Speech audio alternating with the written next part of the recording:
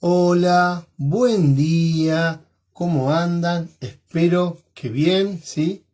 Espero que dispuestos a arrancar esta clase y como siempre digo, para arrancar la clase nada mejor que arrancarla con algo calentito, con un mate, con un café, con un té, algo para ir disfrutando a medida que vamos avanzando en la clase. Y como siempre agrego, y si sumamos algo rico para comer, mejor. Si es que no armamos lío, ¿no? Ahora, estamos para empezar la clase. También me escucharán decir cuaderno, lapicera, todo lo que vayamos a necesitar, tengámoslo a mano y no tengamos que ir pausando la clase para ir a buscar lo que nos quedó colgado. ¿Sí? Porque si no la clase se hace larga, se hace tediosa. Hay que hacerlo lo más natural posible. ¿Estamos? Bien. Si ya tienen el mate o el café o el té o lo que vayan a querer tener listo y además tienen el cuaderno y la lapicera, los auriculares si los llegan a necesitar, arranquemos entonces con la clase del día de hoy. Antes de arrancar, recuerden que hoy, juntos con los comentarios de la clase, pueden sumar los comentarios y las dudas acerca del trabajo final. No esperen a la última semana para sumar las dudas, porque después recurren a consultas por canales que no son los que corresponde. Todo lo referido a los trabajos desde un punto de vista pedagógico corresponden que lo pregunten por los videos y no a través del WhatsApp. ¿Sí?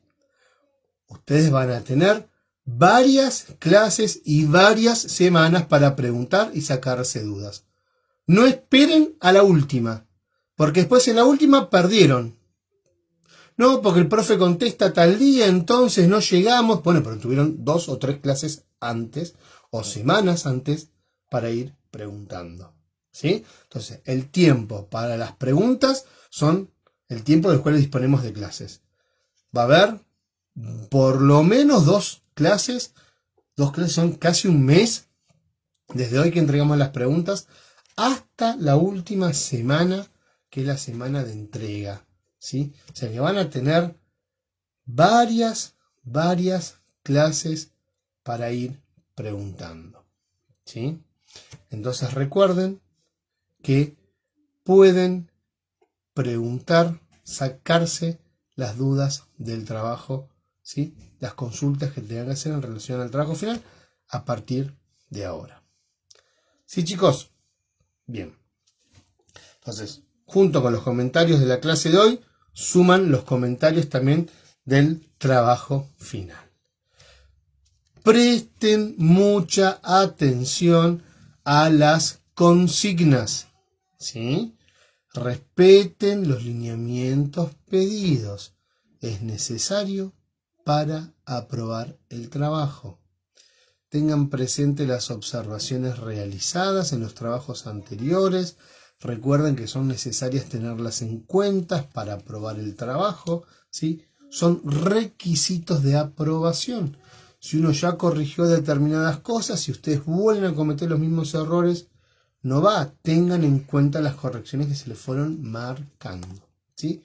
Esto lo he dicho varias veces, lo he explicitado inclusive en los informes, las correcciones que tienen que hacer. Vuelvo a aclarar esto porque después vienen los malos entendidos, ¿sí? El encuadre del curso está dado desde el primer día, ¿sí? Algo que tener en cuenta es respeten las cantidades de páginas pedidas, las mínimas, y en este trabajo cambian las cantidades de páginas mínimas, ¿sí? En este último trabajo cambian. Por lo tanto, respeten eso. ¿Sí? Hay un mínimo de 5, un máximo de 8 carillas. Bien. Acá, cuando hablamos de este mínimo de desarrollo de 5 a 8, de 5 mínima, 8 máxima, no entran en juego. En estas carillas no entran en juego. Ni la portada, ni la imagen del DNI, ni solo desarrollo, ni las consignas, solo desarrollo, ¿sí? Recuerden utilizar la tipografía y el tamaño pedido. Recuerden tener las páginas numeradas, ¿sí? Los datos que deben ir en la portada, la codocumentación pedida, son todos requisitos para aprobar la capacitación, ¿sí? Otra cosa a tener en cuenta, los datos de ustedes tienen que estar completos, ¿sí? Tal cual aparecen en el documento, tienen que estar en la portada, ¿sí? Vuelvo a aclarar esto, datos tal cual aparecen en el documento, completos. Si te llamás María de las Nieves, Lucila, Martínez, Pérez, González, y me dicen Mari, perfecto, pero en el trabajo tiene que decir María de las Nieves, Lucila, Nanana, Martínez, Pérez, González. No puedo poner Mari Pérez, ¿sí? Porque después el certificado va a ser otro. El certificado va a ser para Mari Pérez y cuando tengas que atestiguar los cursos y las capacitaciones, no te sirven si no está el nombre completo del documento. Nombre completo tal cual aparezca en el documento, ¿sí? Bien, ¿qué otra cosa más le puedo decir? Vuelvo a insistir con esto. Recuerden contextualizar las preguntas que hagan, ya sea del trabajo o de los contenidos de clase. Y tengan presente, sí, esto de preguntar, si es en el video, dando los minutitos o los segunditos más o menos en relación a qué momento va a estar la pregunta o en qué contexto se realiza. Bien, ahora sí, habiendo hecho esta salvedad del trabajo práctico, vayamos a la clase de hoy, que es la número 8. ¿Sí? Clase donde abordaremos temas como subjetividad y además seguiremos profundizando sobre educación inclusiva, comunicación, aprendizaje, valores, principios éticos, ¿sí? Y veremos algo de práctica y roles dentro del aula. Respiro. Comencemos ahora sí haciendo una ayuda a memoria, un pequeño recordatorio, ¿sí?, de lo que trabajamos la última clase. La clase pasada, ¿sí?, comenzamos destacando la importancia de la infancia. ¿Se acuerdan? Después continuamos con el abordaje familiar y terminamos con la escolarización. Y decíamos entonces, en aquel momento, que podríamos llegar a preguntarnos por qué es importante la educación, ¿sí?, dentro de la primera infancia. Lo primero que tenemos que aclarar, ¿sí?, en ese momento lo aclaramos y lo traigo, lo primero que tenemos que aclarar es qué entendíamos por primera infancia. Y por primera infancia hablábamos ese periodo que iba desde el nacimiento hasta los 5 o 6 años, según Sigmund Freud. Ahora, en nuestro caso particular, dentro de lo que sería la inclusión escolar, nos estamos refiriendo a la etapa de educación inicial, ¿sí?, o a lo que antiguamente se llamaba jardín de infantes. Bien, la primera infancia es un periodo que encierra un gran potencial de crecimiento y desarrollo en el niño, ¿sí? Es un periodo crítico de acumulación de capital humano. La primera infancia es la etapa más importante de la vida. Es la etapa en la que se hacen las conexiones cerebrales, es la etapa en la que se potencian las capacidades del niño, donde se apropian del lenguaje, donde entienden la cultura, donde descubren las posibilidades de su mente, donde descubren las posibilidades de su cuerpo, donde construyen su identidad y adquieren habilidades para vivir con otros, ¿sí? La clase pasada dijimos que la educación inicial es un derecho que tienen todos los niños, por ende dentro de esta primera infancia, ¿sí? La educación inicial es un derecho que tienen todos los niños y todas las niñas, desde que nacen hasta que cumplen entonces los 6 años, ¿sí? Además, esta educación inicial busca promover un desarrollo integral partiendo siempre del reconocimiento de las particularidades y de los intereses, ¿sí? Del respeto por los diferentes ritmos de desarrollo, de la importancia de explorar, de jugar, de acercarse a la literatura, de la importancia de crear, ¿sí? De darle valor al compartir, de aprender de adultos también que los respetan, los aman a los niños y sobre todo los protegen. Es por eso que en esta etapa en particular el juego cumple un rol fundamental en el desarrollo del niño. Jugando, los niños descubren las posibilidades de su cuerpo y del mundo. Jugando, construyen una idea de cómo funciona su entorno. Jugando, aprenden a expresarse y a compartir sus deseos y sentimientos. Jugando, se fortalecen sus vínculos con las personas. Jugando, el niño comienza a ensayar roles. ¿Sí? Es entonces que dentro de este contexto la familia, decíamos, jugaba un papel importantísimo y se situaba como el primer espacio vital de importancia en la vida de los niños. ¿Sí?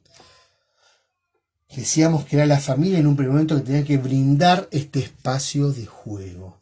Cuando hablamos de familia, ¿sí? Hacemos referencia a un grupo de personas que permanecen emocionalmente unidas y que además están ligadas por lazos de proximidad, ¿sí? Una familia puede estar formada por el padre, por la madre, por los hijos, por las hijas. ¿Se acuerdan que habíamos dicho? Habíamos visto diferentes tipos. Por un solo padre con sus hijos, ¿sí? O de maneras distintas. Los padres pueden ser jóvenes, pueden ser mayores, pueden ser naturales, pueden ser adoptivos. Decíamos que era muy particular el tema de la familia, de cómo se constituían.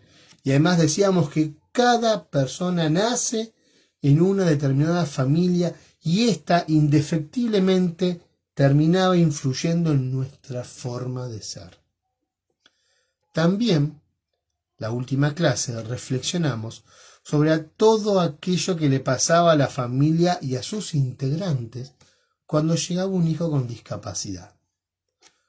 Cómo cada integrante frente a la misma situación, decíamos, podía, y de hecho lo hacía, ¿sí? Reaccionar de manera distintas.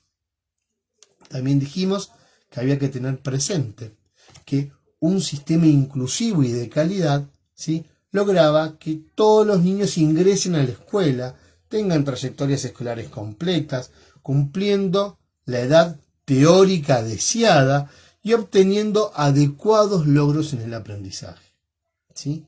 Es decir, se considera que una escuela es de calidad si logra que todos aprendan lo que tengan que aprender. Y con esta idea, chicos, terminamos, ¿sí? El repaso de la clase pasada, el raudo repaso de la clase pasada, ¿sí? Recuerden que cualquier duda que pudieran llegar a surgir, pueden consultarlo en los comentarios del video de hoy, ¿sí? No importa si son comentarios viejos, comentarios nuevos de esta clase o de otras clases, ¿sí? Pueden siempre preguntar en el último video. Bien, comencemos entonces con los contenidos de la unidad 8, ¿sí? Comencemos entonces con estos contenidos. Comencemos hablando un poquito de subjetividad. El concepto, ¿sí? Vamos a meternos ya en el tema. El concepto de subjetividad está vinculado a una cualidad, a lo subjetivo, ¿sí? Este adjetivo que se origina en el latín subjectivus, ¿sí? Subjectivus, se refiere a lo que pertenece a lo propio del sujeto.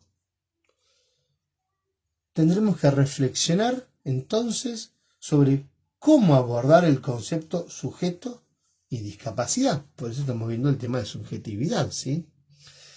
El término discapacidad ya lo hemos abordado en otros momentos, ¿sí? ¿Se acuerdan que decíamos que englobaba, era un término que englobaba términos como limitación, discapacidad social, discriminación, dependencia, ¿sí? Que la limitación hacía referencia a la dificultad que un sujeto puede tener, ¿sí?, al desempeñar o realizar cierta actividad, lo que podría llegar a generar, por ejemplo, dependencia, ¿sí? Y la dependencia la entendíamos como la necesidad de ayuda o asistencia en diversos grados, en diversos niveles, ¿sí?, de importancia para las actividades de la vida cotidiana, siempre por parte del sujeto que posee la discapacidad.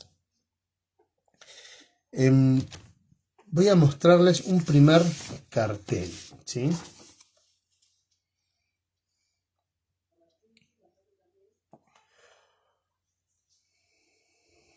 Subjetividad, subjetivo, proviene del latín subjectivus, y decíamos que esto quería decir lo que pertenece al sujeto, lo propio del sujeto.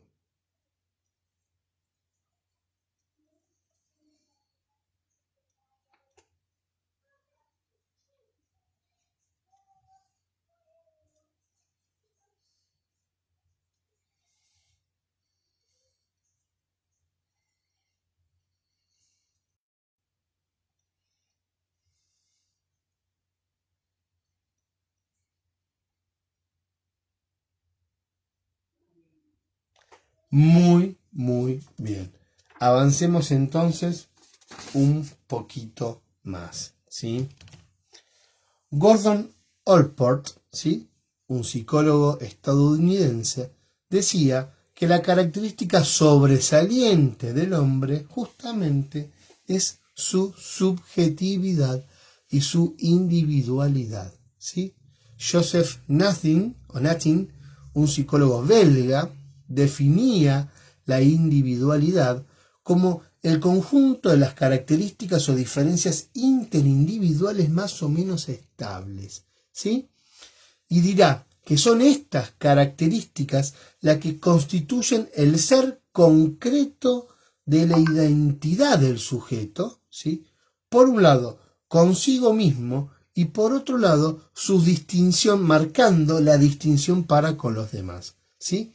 Es esta individualidad, diría el autor, lo que da a cada hombre su carácter especial, su carácter particular, diferenciándolo de los otros. Voy a mostrarles otra diapositiva.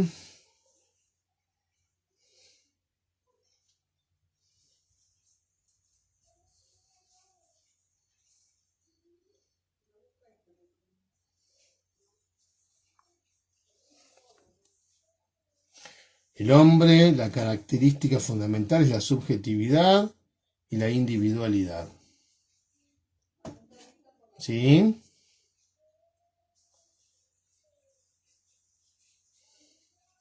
Muy, muy bien. Avancemos entonces ahora sí un poquito más con la siguiente parte de la clase. Frente a la persona con discapacidad, ¿sí?, uno debe brindar opciones para que esta persona pueda elegir desde lo más básico, ¿sí?, desde lo más básico. Entonces, ¿esto qué permitirá? Permitirá de esta manera que se constituya como sujeto propio, separado de los deseos externos, ¿sí?, que se reestructure su propia subjetividad y pueda instaurarse como sujeto de derecho, apropiándose de sus deberes y de sus derechos, ¿sí? A ver, repasemos entonces un poquito esta idea que uno puede llegar a tener de inclusión, porque tenía que ver con esto que estamos conversando, ¿sí? ¿Se acuerdan que decíamos allá y entonces, hace algunas clases atrás, tampoco hace tanto, que la inclusión ¿sí? O que se denominaba inclusión a toda actitud política o tendencia que busque integrar a las personas dentro de la sociedad, buscando siempre que éstas contribuyan con sus talentos y a la vez se vean correspondidas con los beneficios que la sociedad puede ofrecer, ¿sí? Dijimos allá y entonces también que la inclusión debía llevar a un mayor grado de participación en los roles y actividades de la vida socialmente previstos, como ser estudiante, trabajador, amigo, miembro de la comunidad, paciente, esposo, pareja, padre. La inclusión me tiene que permitir llevar a cabo, desarrollar mayor cantidad de roles. Y además dijimos que otra forma de promover la inclusión social, ¿sí?, lo ofrecía la existencia de igualdad en lo que respecta a la oferta educativa, que es la capacitación que nos convoca a nosotros, ¿sí? La igualdad de oportunidades en lo que respecta a la educación. ¿Por qué? Porque es un factor, ¿sí?, o es el factor que tiende a una integración concreta. Básicamente, dijimos que la historia de la persona con discapacidad es una historia de exclusión, ¿sí?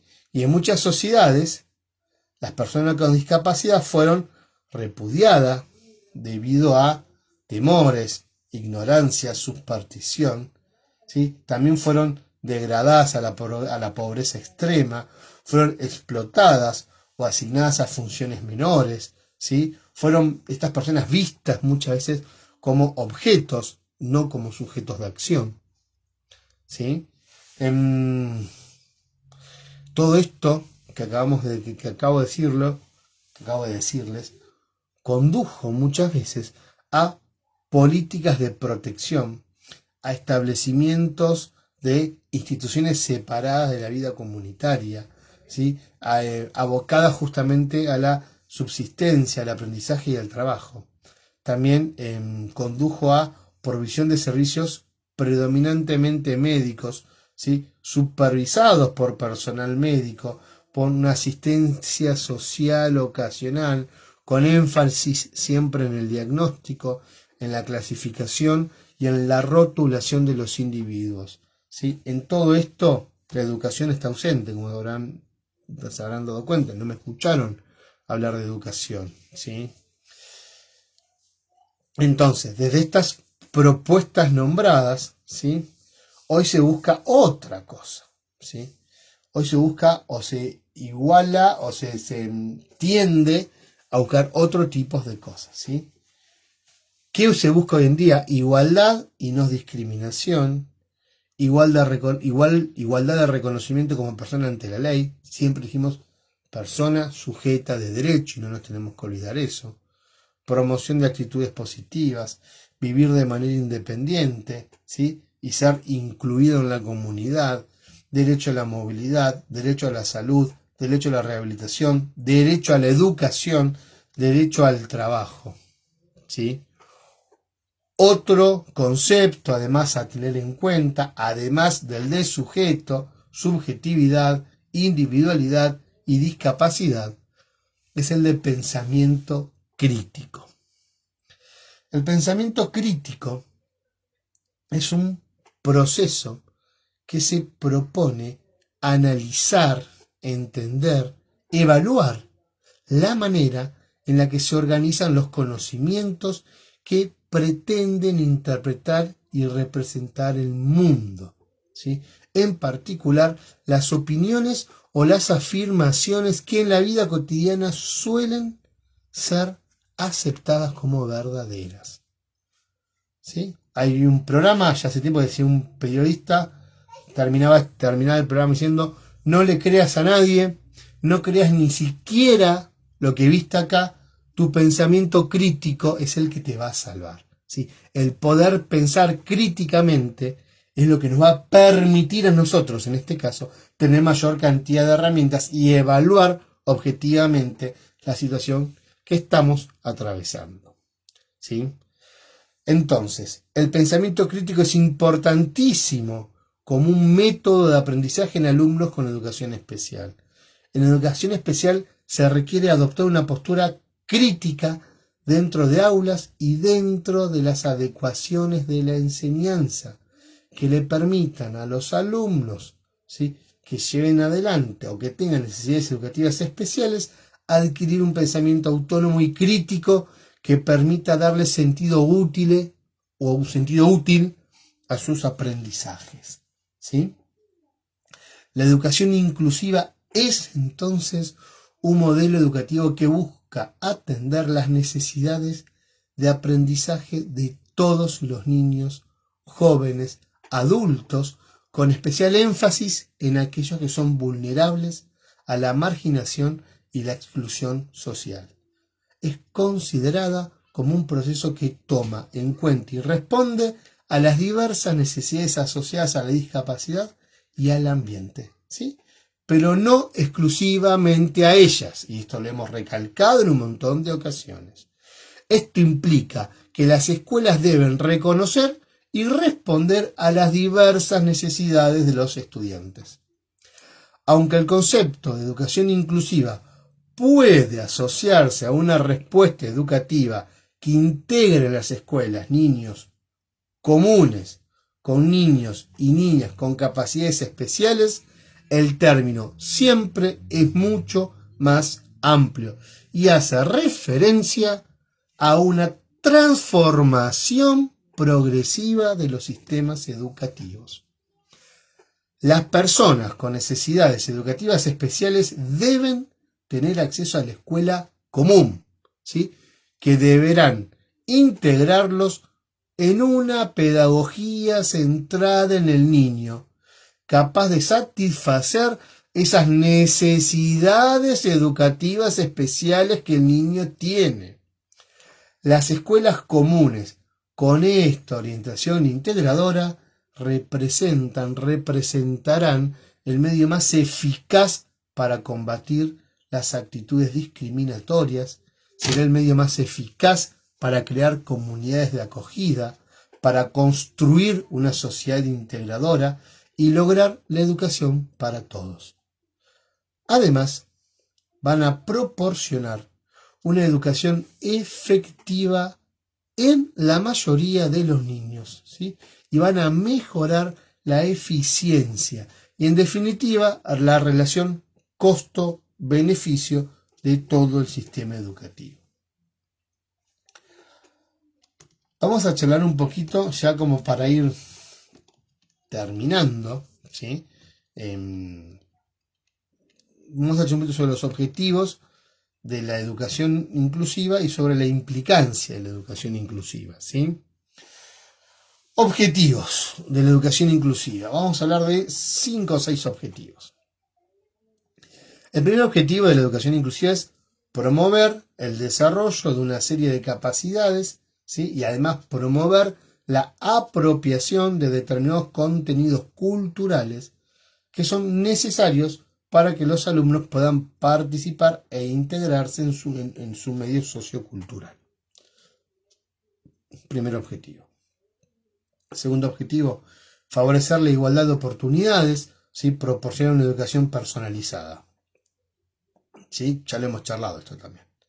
Tercer objetivo, impulsar, ¿sí?, la democracia, podríamos llegar a decir, y la justicia, favoreciendo el hecho de que todos los niños y todas las niñas de una determinada comunidad puedan aprender juntos independientemente de sus condiciones personales. Por último, ¿sí?, después estamos en la mitad, faltan 2 objetivos más. Cuarto objetivo, buscar la coordinación de los distintos agentes y entornos formativos.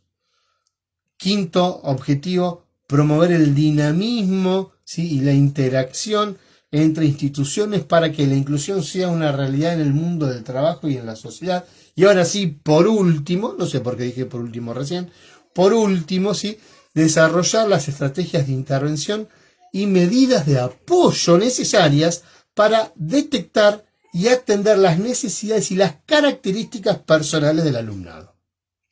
Estos son los 6 objetivos de la educación inclusiva. Ahora bien, hablemos un poquito de las implicancias de lo que es una educación inclusiva, ¿sí? Cuando hablamos desde las implicancias, se deja de pensar desde lo individual y se comienza a pensar desde el nosotros, entendiendo al nosotros como comunidad, ¿sí? A ver, hay una atención a la diversidad de intereses, capacidades, ritmos y necesidades de aprendizaje del alumno, ¿sí? Metodológicamente, ¿sí? Esta educación inclusiva va a estar centrada en las características del alumno, no en los contenidos, sino en las características propias, en la subjetividad del alumno, facilitando siempre la diversificación de la enseñanza y la personalización de las experiencias de aprendizaje comunes. Además, se van a promulgar valores como la humanización, la libertad, la democracia, la justicia, ¿sí? La humanización favorece el máximo desarrollo de las capacidades de cada individuo. La libertad es un criterio de normalización, ¿sí? Donde todos los alumnos y todas las alumnas se les ofrece un único modelo y un único contexto, ¿sí? Considerado normal u ordinario para la mayoría. En relación a la democracia, va a defender la igualdad de oportunidades para todos, sea cual sea su condición social, económica, cultural o sexual. En relación a la justicia, a cada uno se le intentará dar lo que necesite, ¿sí? Bien. Otra de las características que podemos llegar a mencionar de lo que es la educación inclusiva es la gran importancia de la participación de los padres y de la comunidad en las actividades de la escuela.